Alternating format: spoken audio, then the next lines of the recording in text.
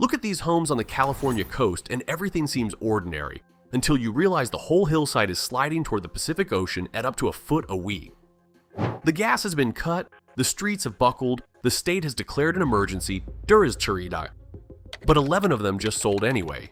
One listing waving off minor land movement like a leaky faucet. Here's the part nobody buying in wants to hear. The thing that will actually wipe these towns off the map isn't the ocean. It's one sentence written into California law in 1977.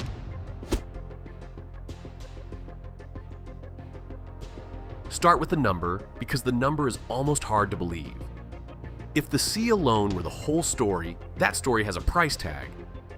And it's somewhere north of $150 billion in coastal property exposed by the end of this century.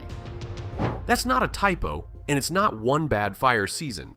It's more than the state's worst earthquakes and worst wildfires combined, sitting quietly on the edge of the water, waiting. And the water is coming for the beaches first. Projections suggest that by 2100, 2/3 of Southern California's beaches, the ones on the postcards, the ones people fly across the country to stand on, could simply be gone, underwater or squeezed into nothing between the tide and the seawalls. Think about what that means for a state whose entire self-image is built on the coast. The beach isn't a feature in California, it's the brand. Then there's the rise itself.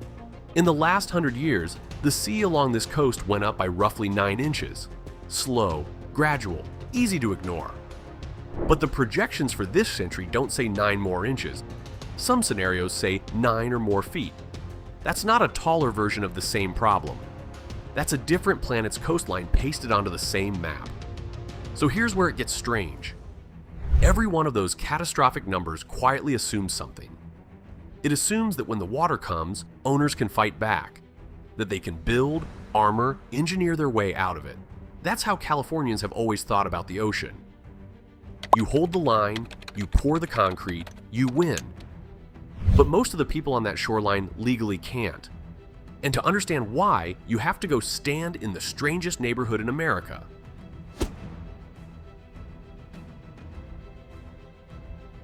Imagine buying a house and then watching your street slowly tear itself apart. That's Rancho Palos Verdes, a wealthy stretch of the Los Angeles coast where the ground itself has decided to move. Not erode, not crumble at the edge. Move as a single enormous living mass, dragging homes, roads, and everything on top of it toward the sea. Let me put a scale on this. We're talking about roughly 700 acres of hillside with around 400 homes riding on top, sliding at once. At its worst, the land was moving 9 to 13 inches every single week. Not per year, per week. A city geologist described it as likely one of the largest active landslides on Earth with homes actually built on it. Sit with that phrase for a second. Not in a canyon, not on some empty bluff, with homes on it. The consequences are exactly as brutal as you'd expect. The gas got cut because pipes can't survive ground that keeps shifting underneath them. The power got cut. The streets buckled and cracked and split into little fault lines you could trip over. The governor declared a state of emergency. And the whole time, this slow-motion disaster kept grinding forward, indifferent to the fact that people's entire net worth was sitting on top of it. Now here's the part that breaks your brain. The median price for a home in that area still hovered around $1.5 million. People are still buying in, which raises the obvious, almost angry question: why would anyone stay? Why would anyone pay a fortune for a house on a hill that's crawling into the ocean? And the answer is the same answer Californians have leaned on for a century. They assume you can always armor the shore. When the ocean threatens, you build a wall. So let's talk about the wall, because that's exactly where the trap snaps shut.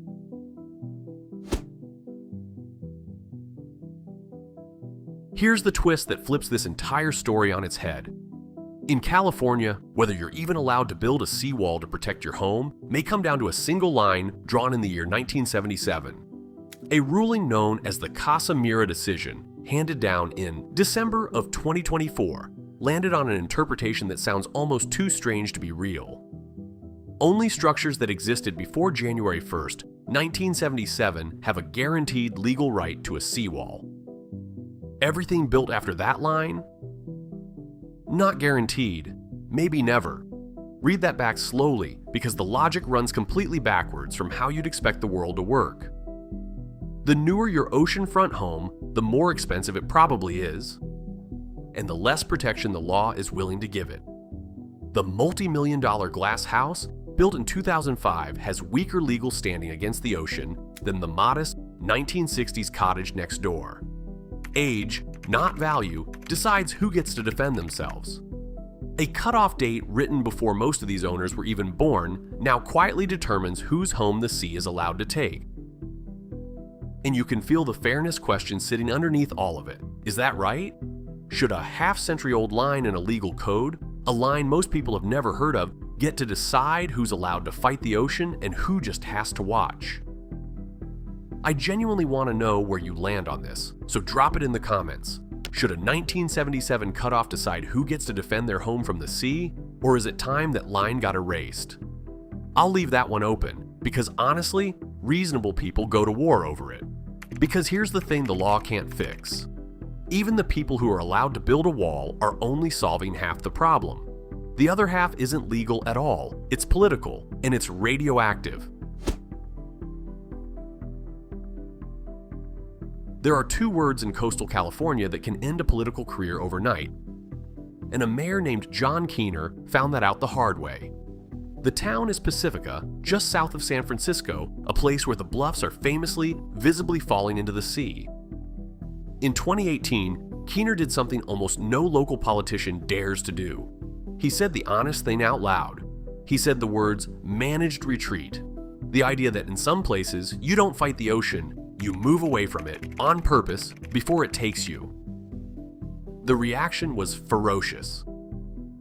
Opponents, backed by real estate money, spent what was reportedly the most cash in the city's electoral history to drive him out of office. This wasn't a policy debate. It got personal and it got ugly. They photoshopped his head onto a body burning stacks of money on a barbecue grill, turning a serious warning into a cartoon villain. And it worked. He was pushed out. The people who came after him went into the coastal planning documents and scrubbed the phrase hazard zone right off the map, as if deleting the words could delete the danger. But here's the cruel part, the part that makes this almost tragic. While all of that political blood was being spilled, the ads, the money, the humiliation, the ocean just kept working. In under a decade, Pacifica lost more than 90 feet of bluff. The sea reached in and swallowed 3 apartment buildings along the Esplanade whole. You can argue about a candidate. You can win an election.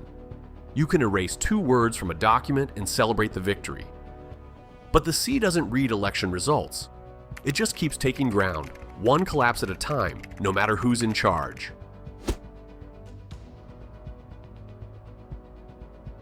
Now here's a coastal disaster with no landslide, no seawall, and no bluff collapse at all, and it might be the bleakest one yet. Head to the far southern end of the state, to Imperial Beach and Coronado, where the water hasn't taken the land. It's poisoned it. These beaches have been closed to swimmers since December 8th, 2021. Not for a storm, not for an oil spill. Just closed for more than 1,000 straight days. The cause is a slow-motion binational failure that almost nobody outside the region talks about. More than 135 billion gallons of sewage-laden water have flowed north across the border through the Tijuana River, spilling into the ocean and up the coast. Not a single dramatic event you can point a camera at. Just a steady, relentless river of contamination, day after day, year after year, while the infrastructure meant to stop it sat broken on both sides of the line. And picture what that actually does to a town whose entire identity is the water. This is a surf community, a place where kids grow up in the waves, where the beach isn't a luxury, it's the front yard. Now imagine the smell rolling in on the wind, the warning, signs staked into the sand, the lifeguards turning families away from the one thing the town was built around. Local surfers report getting sick from a single session in the water. The disaster isn't a wall of flame or a collapsing cliff you can film in a dramatic shot. It's an invisible one. You can't see it coming, you can only smell it, and you find out it's there when your body tells you something's wrong. And this one comes with a warning that's hard to shake. The mayor of Imperial Beach, Paloma Aguirre, put it about as starkly as a public official can. that people may actually begin to perish. Not lose property values, not lose beach access. Perish. Let that reframe the whole conversation, because up to now we've been talking about homes and money. Here the threat is the air and the water themselves, and the unsettling truth is that the next town down the coast faces a threat that looks nothing like this one. Because on this coast, the danger keeps changing its costume. The artery they may have to move. The coast isn't just losing houses, it's losing the arteries that hold the region together. Ride down to San Clemente, where the train tracks run right along the water, close enough to taste the salt. Those tracks are the Pacific Surfliner, part of the second busiest passenger rail corridor in the entire country. Hundreds of thousands of people depend on it, and the bluffs it clings to keep collapsing onto it. The numbers here are quietly staggering. In a single fiscal year, 2023, that stretch of railroad was shut down for 251 days because of landslides and bluff failures. 251 days out of 365. A single emergency barrier wall to hold one section of hillside back cost around $6 million, and that was just to buy time. Not a fix. A pause button, pressed at enormous expense on a problem that keeps coming back. Which is why the conversation has shifted from patching the bluff to something far bigger. Actually moving the tracks inland, away from the ocean entirely. The estimates for that project run somewhere between $3 and $5 billion. And this is the moment the story stops being about beachfront homeowners and their million-dollar views. When the trains stop, everyone's affected. Commuters, freight, the whole regional economy that runs on that line. The retreat of the coast just quietly became everyone's problem, whether you own a grain of sand out there or not. Here's the part that reaches you even if you live 300 miles from the nearest wave. The cost of the coast falling apart doesn't stay on the coast. It leaks inland through the most boring, unavoidable channel there is: insurance. In California, when private insurers walk away from risky property, there's a backstop called the FAIR Plan. It's the insurer of last resort, the thing that catches you when nobody else will. And that backstop just took a hit it hadn't taken in decades. After the January 2025 fires produced roughly $4.8 billion in claims, the FAIR Plan had to do something it hadn't done since the Northridge earthquake back in 1994: levy a $1 billion assessment on its own member insurers. And here's how that math finds you. Those insurers don't just absorb $1 billion and smile. They pass it along as surcharges to policyholders spread across the entire state. So follow the chain all the way to its end. The ground moves in Rancho Palos Verdes. The bluffs fall in San Clemente. The fires burn. The claims pile up. The last resort insurer runs short, and the bill gets sliced into 1,000 little surcharges that land on ordinary policies in Fresno, in Sacramento, in towns that have never had a coastal view in their lives. Even if you live nowhere near the water, you are already paying for the coast's retreat. And believe it or not, the money is the smaller cost. Let's go back to the two words that ended that mayor's career, because scientists keep circling back to them too, only they use a different word for it: inevitable, managed retreat. The deliberate decision to pull back from the shoreline, to move homes and roads and infrastructure away from the ocean before it claims them, rather than fighting a war that the water always eventually wins. To a lot of coastal researchers, this isn't a radical idea. It's just arithmetic. If the sea is rising several feet, if 2/3 of the beaches are going, if the ground itself is sliding, then at some point holding the line stops being brave and starts being denial. Retreat in that framing isn't surrender. It's the only move on the board that doesn't end with people in the water. And here's where all three forces finally slam together: the sea, the law, and the politics, exactly as promised.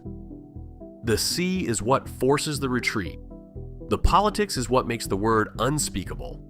The thing that gets you photoshopped onto a burning barbecue.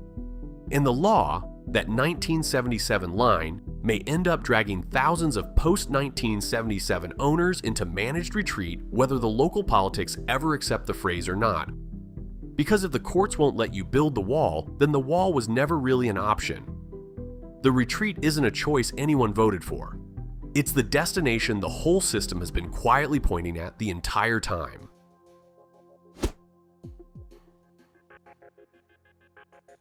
If you think a California town can't just vanish, remember, the state is already dotted with the corpses of towns that were once absolutely certain they'd last forever. Shasta, Helena, real places, booming gold rush towns, full of people and money and the total certainty that they were building something permanent. Main streets with banks and hotels and newspapers, crowds in the streets.